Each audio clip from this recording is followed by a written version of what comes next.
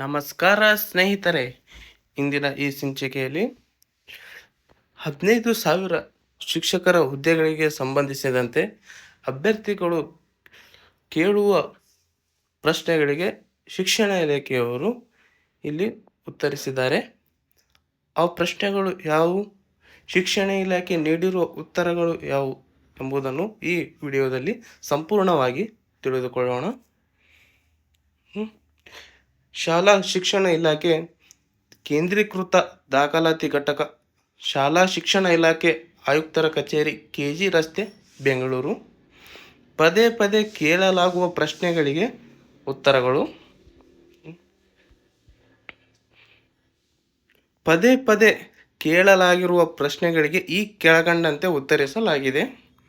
ವಿಶೇಷ ಸೂಚನೆ: ಸದರಿ ಪ್ರಶ್ನೋತ್ತರಗಳು ಕಾಲಕಾಲಕ್ಕೆ ಸರ್ಕಾರದಿಂದ ಹೊರಡಿಸಲಾಗುವ ಸುತ್ತೋಲೆ, ಆದೇಶ, ಅಧಿಸೂಚನೆಗೆ ಒಳಪಟ್ಟಿರುತ್ತವೆ ಅಂತ ಕೊಟ್ಟಿದ್ದಾರೆ. ಇಲ್ಲಿ ಆನ್ಲೈನ್ ಅರ್ಜಿಗೆ ಸಂಬಂಧಿಸಿದಂತೆ ಮೊದಲನೇ ಕ್ವಶನ್ ನೋಡೋಣ. ಆನ್ಲೈನ್ ಅರ್ಜಿ ಸಲ್ಲಿಸಲು ಪ್ರಾರಂಭ ಮತ್ತು ಕೊನೆಯ ದಿನಾಂಕ ಅಂತ ಕ್ವಶನ್ ಕೇಳಿದ್ದಾರೆ.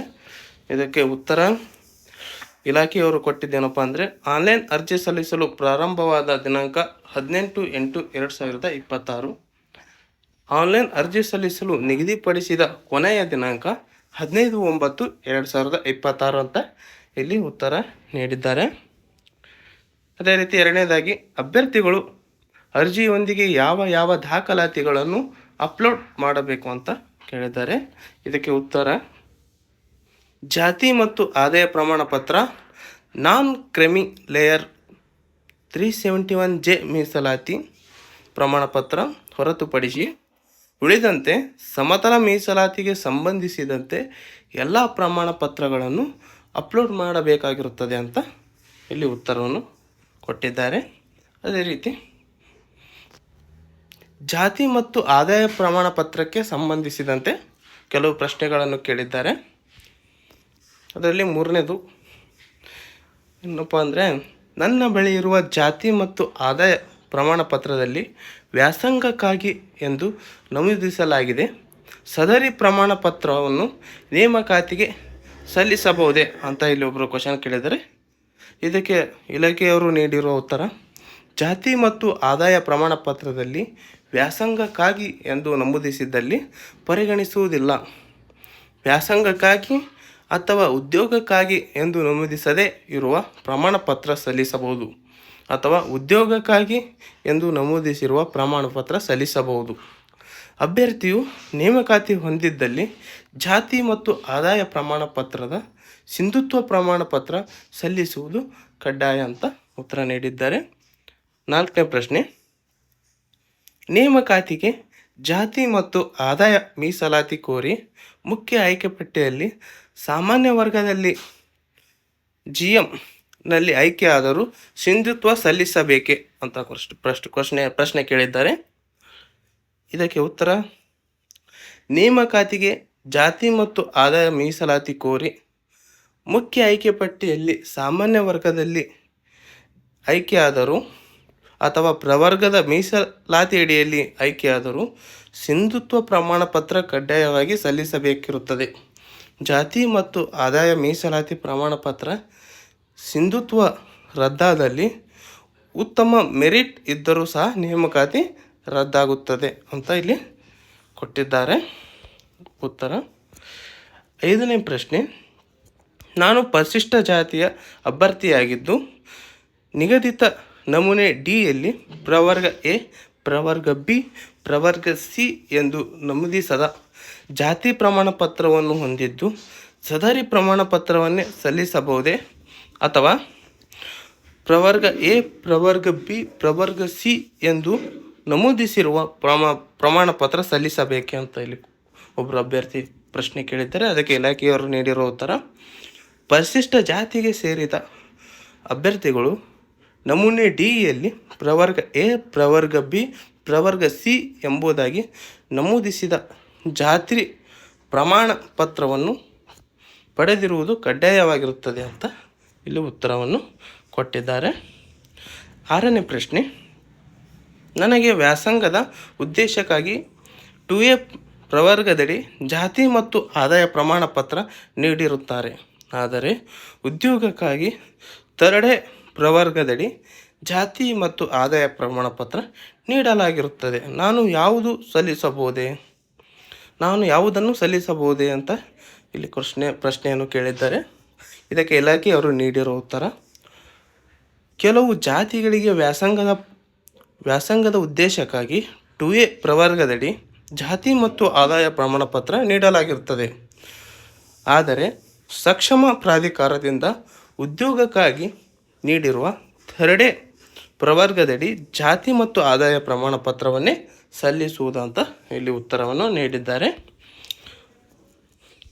ಮುಂದೆ ಕಲ್ಯಾಣ ಕರ್ನಾಟಕ ವ್ಯಾಪ್ತಿಯ 371J ಮೀಸಲಾತಿಗೆ ಸಂಬಂಧಿಸಿದಂತೆ ಕೆಲವು ಪ್ರಶ್ನೆಗಳು ಕೇಳಿದ್ದಾರೆ. ಮತ್ತು ಅದರಲ್ಲಿ 7ನೇ ಪ್ರಶ್ನೆ: ನಾನು ಕಲ್ಯಾಣ ಕರ್ನಾಟಕ ವ್ಯಾಪ್ತಿಯ ನಿವಾಸಿಯಾಗಿದ್ದು ಸಕ್ಷಮ ಪ್ರಾಧಿಕಾರವು ನೀಡಿರುವ 371J ಪ್ರಮಾಣ ಪತ್ರವನ್ನು ಹೊಂದಿದ್ದು, ಆದರೆ RD ನಂಬರ್ ಇರುವುದಿಲ್ಲ. ಸದರಿ ಪ್ರಮಾಣ ಪತ್ರವನ್ನು ನೇಮಕಾತಿಗೆ ಸಲ್ಲಿಸಬಹುದೇ? ಸಕ್ಷಮ ಪ್ರಾಧಿಕಾರದಿಂದ ನೀಡಿರುವ ಹಾಗೂ RD ನಂಬರ್ ಹೊಂದಿರುವ 371 ಮೀಸಲಾತಿ ಪ್ರಮಾಣ ಪತ್ರವನ್ನು ಸಲ್ಲಿಸುವುದು ಕಡ್ಡಾಯವಾಗಿರುತ್ತದೆ ಅಂತ ಇಲ್ಲಿ ಉತ್ತರವನ್ನು ಕೊಟ್ಟಿದ್ದಾರೆ. HK ಸರ್ಟಿಫಿಕೇಟ್ ಇದೆ, ಆದರೆ ನಾನು ವಿವಾಹವಾಗಿ ನಾನ್ HK ಜಿಲ್ಲೆಯ ನಿವಾಸಿಯಾಗಿರುತ್ತೇನೆ. ನಾನು 371J ಮೀಸಲಾತಿ ಅಡಿಯಲ್ಲಿ ಅರ್ಜಿ ಸಲ್ಲಿಸಬಹುದೇ ಅಂತ ಇಲ್ಲಿ ಒಬ್ಬರು ಪ್ರಶ್ನೆ ಕೇಳಿದ್ದಾರೆ.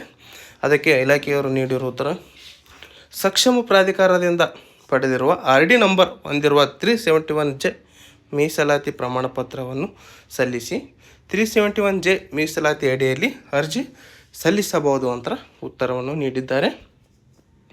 9ನೇ ಪ್ರಶ್ನೆ: ನಾನು 371J ಮೀಸಲಾತಿಯ ಅಭ್ಯರ್ಥಿಯಾಗಿದ್ದು ನಾನು ಕಲ್ಯಾಣ ಕರ್ನಾಟಕೇತರ ಜಿಲ್ಲೆಗಳಲ್ಲಿ ಅರ್ಜಿ ಸಲ್ಲಿಸಬಹುದೇ ಅಂತ ಕೇಳಿದ್ದಾರೆ. ಹೌದು, ಅರ್ಜಿ ಸಲ್ಲಿಸಬಹುದು ಅಂತ ಉತ್ತರ ನೀಡಿದ್ದಾರೆ.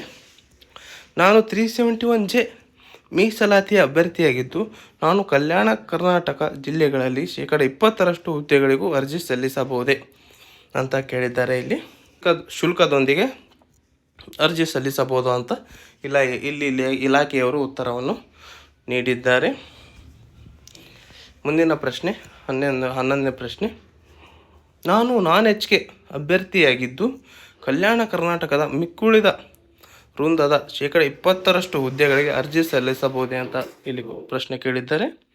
ಇದಕ್ಕೆ ಉತ್ತರ: ಹೌದು, ಕಲ್ಯಾಣ ಕರ್ನಾಟಕದ ಪ್ರದೇಶ ವ್ಯಾಪ್ತಿಯಲ್ಲಿನ 20% ಮಿಕ್ಕುಳಿದ ವೃಂದದ ಹುದ್ದೆಗಳಿಗೆ GBA ವ್ಯಾಪ್ತಿಯ ಬೆಂಗಳೂರು ಕೇಂದ್ರ ಜಿಲ್ಲೆ ಮತ್ತು ಬೆಂಗಳೂರು ಉತ್ತರ ಜಿಲ್ಲೆ ಇಲ್ಲಿನ 92% ಹುದ್ದೆಗಳಿಗೆ ಹಾಗೂ GBA ವ್ಯಾಪ್ತಿ 2 ಜಿಲ್ಲೆಗಳು ಹಾಗೂ ಕಲ್ಯಾಣ ಕರ್ನಾಟಕ ವ್ಯಾಪ್ತಿಯ 7 ಜಿಲ್ಲೆಗಳನ್ನು ಹೊರತುಪಡಿಸಿದ ರಾಜ್ಯದ ಉಳಿದ 26 ಜಿಲ್ಲೆಗಳಲ್ಲಿ 100% ಹುದ್ದೆಗಳಿಗೆ ರಾಜ್ಯದಾದ್ಯಂತ ಏಕಕಾಲದಲ್ಲಿ ಪರೀಕ್ಷೆ ನಡೆಯಲಿದೆ.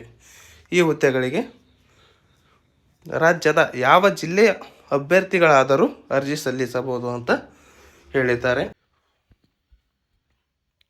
ಮುಂದಿನ ಪ್ರಶ್ನೆ 12ನೇ ಪ್ರಶ್ನೆ: ನಾನು 371J ಮೀಸಲಾತಿಯ ಅಭ್ಯರ್ಥಿಯಾಗಿದ್ದು ನಾನು GBA ವ್ಯಾಪ್ತಿಯ ಅಭ್ಯರ್ಥಿಗಳು ಕೇಂದ್ರ ಜಿಲ್ಲೆ ಮತ್ತು ಬೆಂಗಳೂರು ಉತ್ತರ ಜಿಲ್ಲೆಗಳಲ್ಲಿ 8% ಹುದ್ದೆಗಳಿಗೂ ಅರ್ಜಿ ಸಲ್ಲಿಸಬಹುದೇ?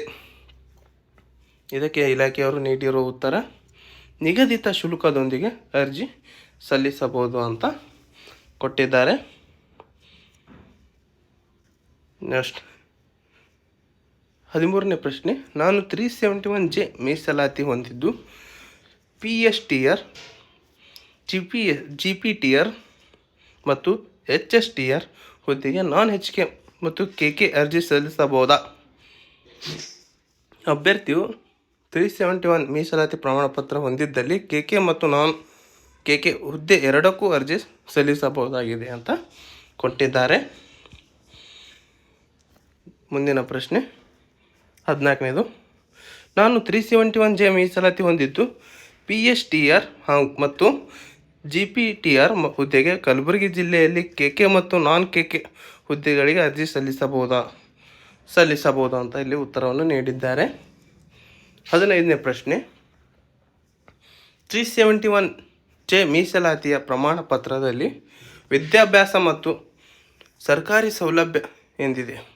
ಸದರಿ ಪ್ರಮಾಣ ಪತ್ರವನ್ನು 371J ಮೀಸಲಾತಿಗೆ ಪರಿಗಣಿಸುವಿರಾ ಅಂತ ಕೇಳಿದ್ದಾರೆ. ಇದಕ್ಕೆ ಉತ್ತರ 371J ಮೀಸಲಾತಿಯ ಪ್ರಮಾಣ ಪತ್ರದಲ್ಲಿ ವಿದ್ಯಾಭ್ಯಾಸಕ್ಕೆ ಮತ್ತು ಸರ್ಕಾರಿ ಸೌಲಭ್ಯ ಎಂದಿರುವುದರಿಂದ ಪರಿಗಣಿಸಲಾಗುವುದು ಅಂತ ಕೊಟ್ಟಿದ್ದಾರೆ. ಶೈಕ್ಷಣಿಕ ವಿದ್ಯಾರ್ಹತೆಗೆ ಸಂಬಂಧಿಸಿದಂತೆ ಕೆಲವು ಪ್ರಶ್ನೆಗಳನ್ನು ಕೇಳಿದ್ದಾರೆ, ಅವುಗಳನ್ನು ನೋಡೋಣ.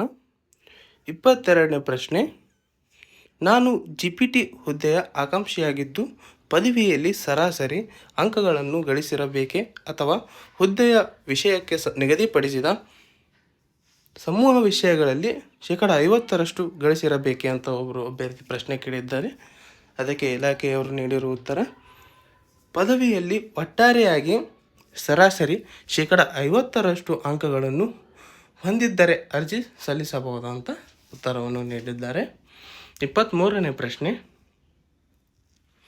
ನಾನು ಪ್ರಾಥಮಿಕ ಶಾಲಾ ಶಿಕ್ಷಕ PST, ಪದವೀಧರ ಪ್ರಾಥಮಿಕ ಶಾಲಾ ಶಿಕ್ಷಕ GPT ಮತ್ತು ಪ್ರೌಢ ಶಾಲಾ ಸಹ ಶಿಕ್ಷಕ AM ಈ 3 ವೃಂದಗಳಿಗೆ ವಿದ್ಯಾರ್ಥಿಯನ್ನು ಹೊಂದಿದ್ದೇನೆ. ನಾನು ಎಲ್ಲ 3 ವೃಂದಗಳಿಗೆ ಒಂದೇ ಜಿಲ್ಲೆಯಲ್ಲಿ ಅರ್ಜಿ ಸಲ್ಲಿಸಬೇಕೇ?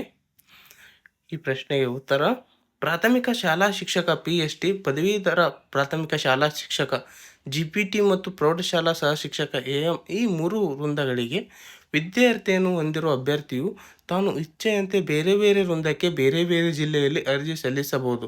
ಆದರೆ ಒಂದು ವೃಂದಕ್ಕೆ ಒಂದು ಜಿಲ್ಲೆ ಆಯ್ಕೆ ಮಾಡಿಕೊಳ್ಳಬೇಕಿರುತ್ತದೆ ಅಂತ ಕೊಟ್ಟಿದ್ದಾರೆ. 24ನೇ ಪ್ರಶ್ನೆ, GPT ಕನ್ನಡ ಭಾಷಾ ವಿಷಯದ ಹುದ್ದೆಗೆ ಪದವಿಯಲ್ಲಿ ಕನ್ನಡ ಭಾಷೆಯನ್ನು ಐಚ್ಛಿಕವಾಗಿ 3 ವರ್ಷಗಳ ಅಧ್ಯಯನ ಮಾಡಿರಬೇಕೇ ಅಥವಾ ಪದವಿಯಲ್ಲಿ ಭಾಷೆಯನ್ನಾಗಿ ಅಧ್ಯಯನ ಮಾಡಿದ್ದರೆ ಸಾಕಾಗುವುದಿಲ್ಲವೇ ಅಂತ ಒಬ್ಬರು ಪ್ರಶ್ನೆ ಕೇಳಿದ್ದಾರೆ. ಈ ಪ್ರಶ್ನೆಗೆ ಉತ್ತರ, GPT ಕನ್ನಡ ಭಾಷಾ ವಿಷಯದ ಹುದ್ದೆಗೆ ಅರ್ಜಿ ಸಲ್ಲಿಸಲು ಬಯಸುವ ಅಭ್ಯರ್ಥಿಯು ಪದವಿಯಲ್ಲಿ ಕನ್ನಡ ಭಾಷೆಯನ್ನು ಐಚ್ಛಿಕವಾಗಿ 3 ವರ್ಷಗಳ ಅಧ್ಯಯನ ಮಾಡಿರುವುದು ಕಡ್ಡಾಯವಾಗಿರುತ್ತದೆ ಅಂತ ಇಲ್ಲಿ ಕೊಟ್ಟಿದ್ದಾರೆ. ನಾನು ಪದವಿಯನ್ನು ಕನ್ನಡ ಮಾಧ್ಯಮದಲ್ಲಿ ಅಧ್ಯಯನ ಮಾಡಿದ್ದು ಪ್ರೌಢಶಾಲಾ ಶಿಕ್ಷಕ ನೇಮಕಾತಿ ಕೋರ್ ವಿಷಯಕ್ಕೆ ಅಂದರೆ ಕಲಾ ಕನ್ನಡ ಆಂಗ್ಲ ಮಾಧ್ಯಮ ಜೀವವಿಜ್ಞಾನ ಆಂಗ್ಲ ಮಾಧ್ಯಮ ಹುದ್ದೆಗೆ ಅರ್ಜಿ ಸಲ್ಲಿಸಬಹುದೇ ಅಂತ ಒಬ್ಬರು ಕೇಳಿದ್ದಾರೆ.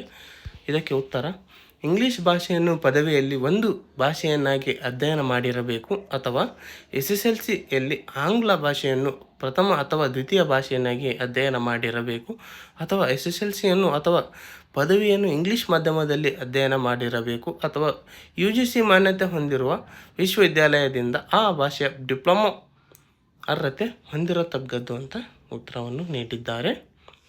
ನೆಕ್ಸ್ಟ್ 26ನೇ ಪ್ರಶ್ನೆ, ಪ್ರಾಥಮಿಕ ಶಾಲಾ PET ಗ್ರೇಡ್ 2 1ರಿಂದ 8ನೇ ತರಗತಿ ವೃಂದದ ಹುದ್ದೆಗೆ ಮತ್ತು ಪ್ರೌಢಶಾಲಾ ಸಹ ಶಿಕ್ಷಕ ಹುದ್ದೆಗೆ PET ಗ್ರೇಡ್ 2 PET ಗ್ರೇಡ್ 1 ಹುದ್ದೆಗೆ ಅರ್ಜಿ ಸಲ್ಲಿಸಲು CTET ಅಗತ್ಯವೇ ಅಂತ ಪ್ರಶ್ನೆ ಕೇಳಿದ್ದಾರೆ. ಇದಕ್ಕೆ ಇಲಾಖೆಯವರು ನೀಡಿರುವ ಉತ್ತರ, ಪ್ರಾಥಮಿಕ ಶಾಲಾ PET ಗ್ರೇಡ್ 2 1ರಿಂದ 8ನೇ ತರಗತಿ ವೃಂದದ ಹುದ್ದೆಗೆ ಮತ್ತು ಪ್ರೌಢಶಾಲಾ ಸಹ ಶಿಕ್ಷಕ ಹುದ್ದೆಗೆ PET ಗ್ರೇಡ್ 1 ಹುದ್ದೆಗೆ ಅರ್ಜಿ ಸಲ್ಲಿಸಲು CTETಯ ಅಗತ್ಯವಿರುವುದಿಲ್ಲ ಅಂತ ಕೊಟ್ಟಿದ್ದಾರೆ. ನೆಕ್ಸ್ಟ್ 27ನೇ ಪ್ರಶ್ನೆ, ಪ್ರಾಥಮಿಕ ಶಾಲಾ ಶಿಕ್ಷಕ 1ರಿಂದ 5ನೇ ತರಗತಿ ವೃಂದದ ಹುದ್ದೆಗೆ ಅರ್ಜಿ ಸಲ್ಲಿಸಲು CTET ಅಗತ್ಯವೇ ಅಂತ ಪ್ರಶ್ನೆ ಕೇಳಿದ್ದಾರೆ. ಇದಕ್ಕೆ ಉತ್ತರ, CTET ಪ್ರಶ್ನೆ ಪತ್ರಿಕೆ 1 ಕಡ್ಡಾಯವಾಗಿ ಪಡೆದಿರಬೇಕು. SC ST ಕ್ಯಾಟಗರಿ 1 PH ಅಭ್ಯರ್ಥಿಗಳು 55% ಅಂಕಗಳನ್ನು ಹಾಗೂ GM ಹಾಗೂ 2A 2B ಥರ್ಡ್ B ಪ್ರವರ್ಗಗಳಿಗೆ ಸೇರಿದ ಅಭ್ಯರ್ಥಿಗಳು 60% ಅಂಕಗಳನ್ನು ಗಳಿಸಿರಬೇಕು ಅಂತ ಇಲ್ಲಿ ಉತ್ತರವನ್ನು ನೀಡಿದ್ದಾರೆ. 28ನೇ ಪ್ರಶ್ನೆ, ಪದವೀಧರ ಪ್ರಾಥಮಿಕ ಶಿಕ್ಷಕ 9ರಿಂದ 8ನೇ ತರಗತಿ ವೃಂದದ ಹುದ್ದೆಗೆ PET ಗ್ರೇಡ್ 2 PET ಗ್ರೇಡ್ 1 ಹುದ್ದೆಗೆ ಅರ್ಜಿ ಸಲ್ಲಿಸಲು TET CTET ಅಗತ್ಯವೇ ಅಂತ ಕೊಟ್ಟಿದ್ದಾರೆ. ಇದಕ್ಕೆ ಇಲಾಖೆಯವರು ನೀಡಿರೋ ಉತ್ತರ TET CTET ಪ್ರಶ್ನೆ ಪತ್ರಿಕೆ ಕಡ್ಡಾಯವಾಗಿ ಪಡೆದಿರಬೇಕು. SC ST ಕ್ಯಾಟಗರಿ 1 PH ಅಭ್ಯರ್ಥಿಗಳು 55% ಅಂಕಗಳನ್ನು ಹಾಗೂ GM ಹಾಗೂ 2A 2B 3rd B ಅಭ್ಯರ್ಥಿಗಳಿಗೆ ಪ್ರವರ್ಗಗಳಿಗೆ ಸೇರಿದ ಅಭ್ಯರ್ಥಿಗಳು 60% ಅಂಕಗಳನ್ನು ಗಳಿಸಿರಬೇಕು ಅಂತ ಇಲ್ಲಿ ಕೊಟ್ಟಿದ್ದಾರೆ. ಈಗ ನೆಕ್ಸ್ಟ್ ಸೇವಾನಿರತ ಅಭ್ಯರ್ಥಿಗಳಿಗೆ ಸಂಬಂಧಿಸಿದಂತೆ ಕೆಲವು ಪ್ರಶ್ನೆಗಳನ್ನು ಕೇಳಿದ್ದಾರೆ, ಅವುಗಳನ್ನು ನೋಡೋಣ.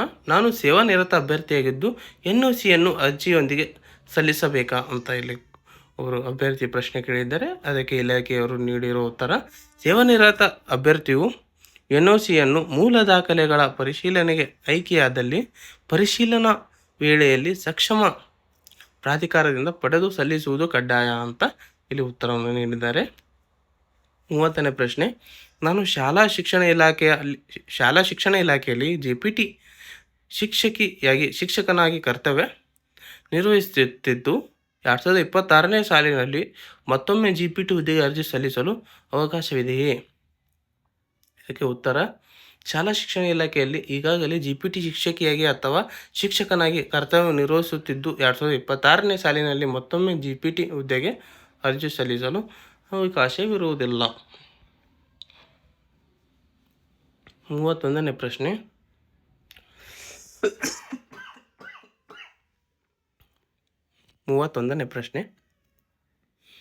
ನಾನು ಶಾಲಾ ಶಿಕ್ಷಣ ಇಲಾಖೆಯಲ್ಲಿ JPT ಶಿಕ್ಷಕಿಯಾಗಿ ಅಥವಾ ಶಿಕ್ಷಕನಾಗಿ ಕರ್ತವ್ಯ ನಿರ್ವಹಿಸುತ್ತಿದ್ದು 2026ನೇ ಸಾಲಿನಲ್ಲಿ ಮತ್ತೊಮ್ಮೆ ಪ್ರೌಢಶಾಲಾ ಸಹಶಿಕ್ಷಕರ ಹುದ್ದೆಗೆ ಅರ್ಜಿ ಸಲ್ಲಿಸಲು ಅವಕಾಶವಿದೆಯೇ ಅಂತ ಇಲ್ಲಿ ಕೇಳಿದ್ದಾರೆ.